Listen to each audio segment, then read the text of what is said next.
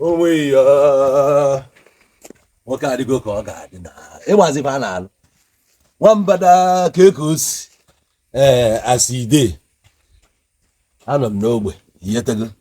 ebe a nọ kịta bụ villa ife abụkọ ife ajajaja achọ ka m pịa gị etu o si adị mana ijele nwe ka o si agba ijele pụta n'ọgbọ ụmụ obere mmọnwụ niile enye efe so o nwere ka o si adị mụ achọkwa ka m mee something introduce to you yetego something special anyị ga-afụ ya kịta ka ị confirm nwee ndidi abụna m ụbụ arọch na m arọch nwa gogodi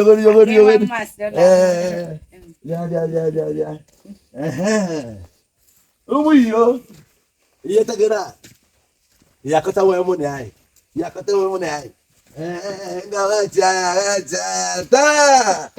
taa atachara igbu nwa ka osi na ọ dịwe ka o si adị ife niile bụ n'ụkwụ ya na-akọwa na mụ bụ celebrity Aduli ahụ na-afụ na Instagram, Facebook mlagodi ahụ m ga-afụgoda nwata kwụ n'ụkwụ ya ala m ebechagodi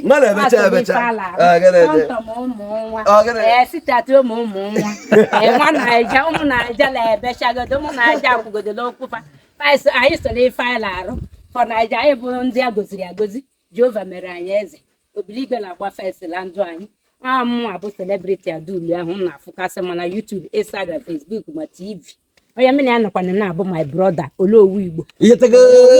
my brother ọ na-ebechagodo okwu n'okwu ya ọsọ n'ife a na-arụ nwa abụgodi tọntọm ụmụ nwa legodi echi ọgbalokwu legodi baka ya dịkwa normal very fine boy, handsome boy ụnụ fụgodo ogbu ya na-ebechakwa ọgụgodi fọrọ na ka o bugodi ifugodi ugbu ya fọrọ na ọ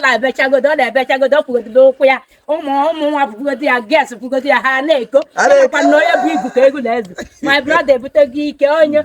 nwa Chimereze Ugochi nyere nwata nwa Chimereze ka ọ kwugodi n'okwu ya ụnụ fugodi ụmụ Naịjirịa na m ga-amụ na ha so ife ala I said this my brother as you see am so m ga-afugodi lọla ebecha Olowu Igbo nwa brother ọ na-ebechagodi witi fọrọ bịanị ọpụ sododile ife ala arụ nwa abụgodi tọntọm ụmụ nwa ọdịle ife ala arụ black handsome boy nwa Chimereze onye Chimereze eze eme Chineke emego ya eze onwedị ajọ mmadụ ma elu mala ọ na-eme na nkịtị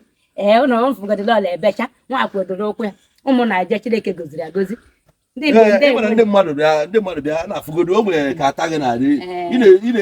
na-adị eyi bụ color blocking na-agagodi n'iro all eyes on me fanese people sa na-evido na-ese ihe na-adị eyi bụ color blocking main road if everybody dey look me as I dey pass for main road na the way they video me picture me anyhow ọtakịrị na-ebechagodi nsogodi ife ala arụ ọtakịrị ebugodi tọntọm ụmụ nwa esom na ife ala arụ celebrity Aduli sitatu ụmụ nwa na-agafe igodi ha na-evido na-agafegodi ka na-evido na-ese godi na-evido m ụfọdụ ga-alaik ka ha gbakọlọta otu a ka m na-ahasa epi ụfọdụ ga-alaik ka ha gbakọlọta otu a ka m na-ahasa epicha na-evido ọkwa m sara m kọtụ nwa na-ebechagodi ha amagodi na nwatakịrị bụ nwa Chineke mere eze nwa Chimereze sitatu ụmụ nwa godi ụmụ Naịja na-ebecha Muna see me and my brother so I say we kenelu ụmụ Igbo bi n'ụwa gbaa gburugburu ụmụ Igbo ndewo ni celebrity Aduli lekele ụmụ Igbo ụmụ Naịja celebrity Aduli lekele ọnụ menagode mena Olowu Igbo my brother no Olowu Igbo my brother no nwa Chimereze nwa Chimereze eze Chineke goziri agori mmiri anagodi na Bayaside. O nwere onye nwoke a na-akpọ Ịgbako onye. Mako. Mako. We dey greet you well. We dey greet you well. Nwa Chimereze ọnwa. Onwe ọzọ ige. Ọnwa bụ Olowu Igbo.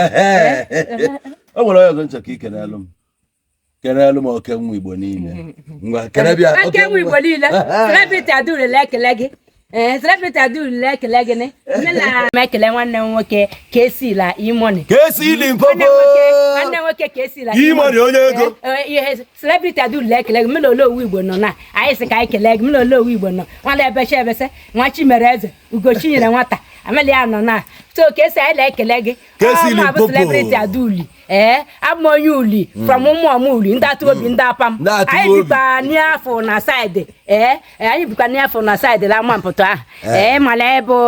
agafeghala nke ugolo abụ ọbụrụla nke unu agafeghala nke ugolo abụ otu a abụrụla nke unu otu a mana mụ abụ ndị atụ obi ndị apam mụnwa bụ celebrity Adaulu si ka m kelee gị ka esi Imoni nwanne m ala m ekele gị anyị na-adị afụ aka ụnụ n'egwu unu na-eti unu dị so special ụmụnne m ndị Chineke mere eze ụnụ na-ebechagodo unu dị so special abịakwa afụchara ebe ya bịa chọọchị ụnụ ebe unu na-ejicha handset na-eme advertisement la ụmụ signboard agasị ma egwu unu na-adị akụsị mmemme dị iche iche anyị na-adị afụchakwa ụnụ mana ọ na-adị m ude sometimes ịbata New Year ma December ị na-achọ ka anyị matakwana celebrity Adaulu ya na-adị ekele gị ma ọ na-aghọchi gị mgbe ọ bụla ka ị kpọgodie ya ma ọ ka ịjụọ mmadụ ebe anyị siri dị la uli ahụ ndị atụ obi ndị apam ka ịkpọgode m otu esi na-ebu isi ndị mmadụ akpara isi na-ebu isi m ndị mmadụ ego ụdị dị iche iche ka ịletakwana nwanne gị celebrity Adaulu ọhala eze niile na-adị enyecha ego ndị mmadụ na-achọsi ike achọrọ ka gwa bụ ka esi la Imoni nwanne m ka unu chetakwana m ebe unu gara adị agbaọchị ife niile na-adị ata ebụla la nke Oligbo this is fine boy handsome boy beautiful boy la TV ya kụrụ jere awacha unu legode unu ga-afụla nwatakịrị bugodi sita atụ ụmụ nwatakịrị na-ebecha gote ebecha black beautiful boy ugochi mere nwata nwachi mere eze ka ọ bụ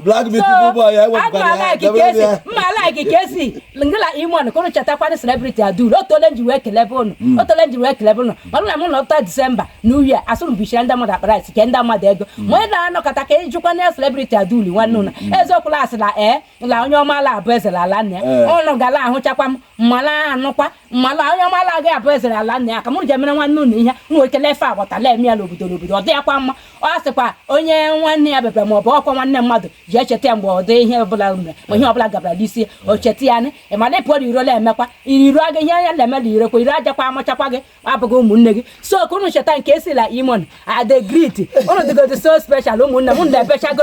na-ebechagodi ebecha la ife unu na-arụ egwu unu na-eti ma ife ọbụla unu anyị na-afụgodo unu unu Oluwala agba first land unu Jehova agba first land unu Chineke agozigbo unu asịkwa na onye Chineke gbara Krismas ọ gbara obodo otu Chineke gbara unu Krismas ka unu gbakwanara anyị nwa bụ obodo unu ọ na-echetakwana mụ abụ celebrity Adaulu chetakwa ọnwa chetakwa Olowu Igbo ọnwa mgbe unu jala adị agba ọchịchị ihe niile anyị la atịla TV ya ka unu chetakwa Olowu Igbo ọnwa unu fụrụla nwa abụla becha ebeta tọntọm ụmụ nwa ọ maka godi ugochi na nwata nwa Chimereze legodi ọkwụlụ ụkwụ ya ọ zara lefe ala nwata Abbas godi Abbas Imoni